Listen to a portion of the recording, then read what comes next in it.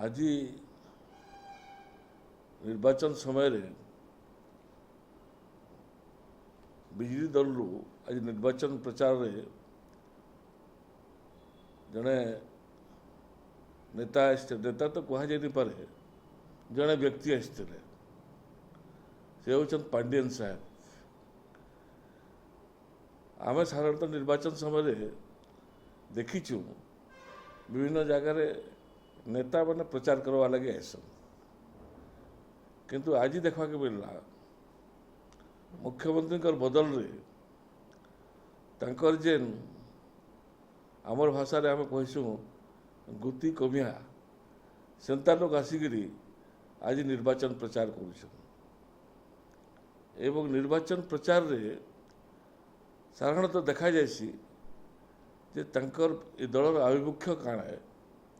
दल आसंता दिन मान काण करवा के चाहेसी से गुड़ाक से कहबार कथा किंतु तांकर भाषण जहाँ जना पड़ला से केते कोटी टंका देइछन निर्वाचन पूर्व आमर गला उपनिर्वाचन और निर्वाचन भितरे तार हिसाब किताब सब दिया होता कहते 1 कोटी लेखा आम प्रति पंचायत के देइछु एवं से पचारुले भी जानिछ कि नहीं किसी लोग कहते हाँ आम जानिछु जदि से कथा सत्य है जदि 1 कोटी टका लेखा देइछन प्रति पंचायत के केंसी ठाने एक पैसार भी काम होइतबार आम लक्ष्य नहीं करी जदि देइछन सत है ताहले सब कागज कलम रे सेटा हेइछे एवं जेहेतु निर्वाचन पूर्व दिखाई ये पैसाटा रूपांतरीकरण ना कारण गोटे ना दीछ रूपांतरीकरण ना सब देछ एवं ये पैसाटा सब फल्स बिल भाउचर होकर सब तांकर नेता माने तांकर पार्टीर कर्मी माने ऑफिसर माने इटा सब भागवटा करके नहीं आमर पैसा के पब्लिक पैसा के आम सर्वसाधारण पैसा के ये माने राजनीतिक उद्देश्य रखिकी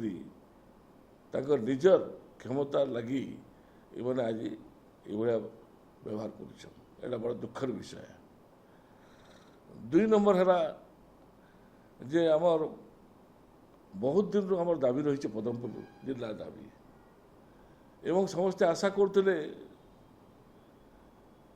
1995 साल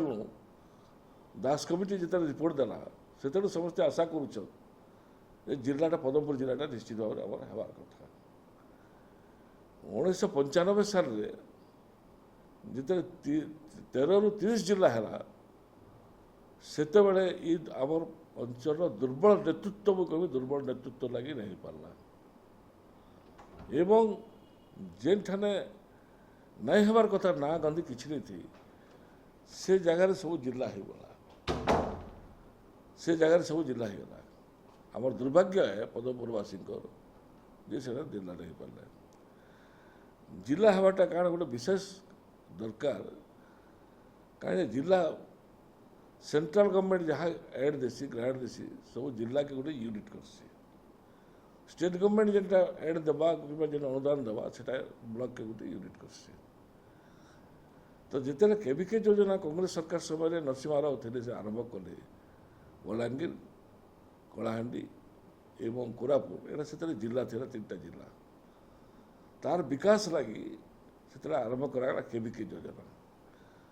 एवं आमे चेष्टा कलु जेहेतु आम भौगोलिक अवस्था सामाजिक अवस्था आर्थिक अवस्था पदमपुर एवं नुआपड़ा पाटनागढ़ संगे समान है आज से सुविधा आम वंचित हूँ एवं से लगी मुझे निजे जो विधायक थी 2004 ରୁ 2009 से मुझे जाइली सोनिया गांधी को भेट होता सोनिया गांधी को लिखिकी मुझे एवं प्रधानमंत्री को विरोध लिखिकी मनमोहन सिंह को से दुहे से आमर पठे प्लानिंग कमिशन पाखे मुझे जानी जो प्लानिंग कमिशन आलुआलिया थे से पाखे भी मुझे जाइली पदमपुर के आमको केविके जिले में अंतर्भुक्त कर आलुआलिया साहब कहले ଯେ ଯଦି ଆପଣ ଜିଲ୍ଲା ହେଇଛି ତ ମୋତେ କରବାର୍ କିଛି ନାହିଁ, ଯେହେତୁ ପ୍ରାଇମ୍ ମିନିଷ୍ଟର ବି ଚାହୁଁଛନ୍, ମ୍ୟାଡ଼ାମ୍ ବି ଚାହୁଁଛନ୍, ତ ଯେହେତୁ ଜିଲ୍ଲା ନାଇଁ ହେଇପାର ନେଇ ସେ ଆମେ ତାକୁ ଅନ୍ତର୍ଭୁକ୍ତ କରିପାରୁ। ଆଜି ଆମେ ସବୁ ଥରୁ ବଞ୍ଚିତ ହେଇଗଲୁ ପଦପୁରବାସୀ। ଏହା ଚିନି ଯେନ୍ଟାକି କଳାହାଣ୍ଡି ଗୋଟେ ଜିଲ୍ଲା ଥିଲା ଯେନ୍ଠାନେ ଛୁଆ ବିକ୍ରି ହେଉଥିଲା, ଆପଣମାନେ ଜାଣିଛନ୍ତି କିଏ କହିନେପାରେ, ସେଟା ହେଇଛି ଗ୍ରୀନ୍ କଳାହାଣ୍ଡି ହେଇଗଲା। କେବେ ଗ୍ରୀନ୍ କଳାହାଣ୍ଡି ବୋଲି କହୁଛନ୍, ଯେନ ଲୋକେ ଖାଇବାକେ ଦୁର୍ଭିକ୍ଷ ପଡ଼ୁଥିଲା, ଖାଇବାକେ ପଡ଼ୁଥି, ସେନ ସବୁ ଜଳସେଚନ ସୁବିଧା ହେଲା, ଲୋକଙ୍କର ବିକାଶ ଲାଗି ବହୁତ କାମ କରାଗଲା। ସେନ ଏବେ ଆଉ ସେ ଅବସ୍ଥା ନାହିଁ ନାହିଁ। ବର୍ତ୍ତମାନ କଳାହାଣ୍ଡି ବହୁତ ଉପରକୁ ଉଠିଗଲା। ପଦମପୁର ମଧ୍ୟ ଆମର ଉଠିଥିଲା ଯଦି ଜିଲ୍ଲା ଯଦି ହେଇପାରିଥିଲା ବୋଲେ, କିନ୍ତୁ ପଦମପୁର ସେଥିରୁ ବଞ୍ଚିତ ହେଲା। ତ ସେଥିଲାଗି ଗୋଟେ ଝୁଙ୍କ ଆମର ଯେ ପଦମପୁରଟା କେନ୍ତାକରି ଆମର ସବୁ ଜିଲ୍ଲା ହଉ, ଏବଂ ଲୋକଙ୍କର ପ୍ରତିକ୍ରିୟା ମଧ୍ୟ ଗଲା ନିର୍ବାଚନ ସମୟରେ ପ୍ରକାଶ ପାଇଲା। ଅଞ୍ଚଳ ସମସ୍ତଙ୍କ ଚାହିଁଲେ, ପଦମପୁରବାସୀ ସମସ୍ତେ ଚାହିଁଲେ ଜିଲ୍ଲାଟା କେନ୍ତାକରି ହଉ ବୋଲିକିରି ସେ ଅନୁସାରେ ଦାବି ବି କଲେ। ଦାବି କଲା ପରେ ଏଠାରେ ଉପନିର୍ବାଚନରେ ନିଜେ ମୁଖ୍ୟମନ୍ତ୍ରୀ ଆସିକରି ଘୋଷଣା କଲେ ଯେ ପଦମପୁର ଜିଲ୍ଲା ନିଶ୍ଚିତ ଭାବରେ ହେବ 2023 ମସିହା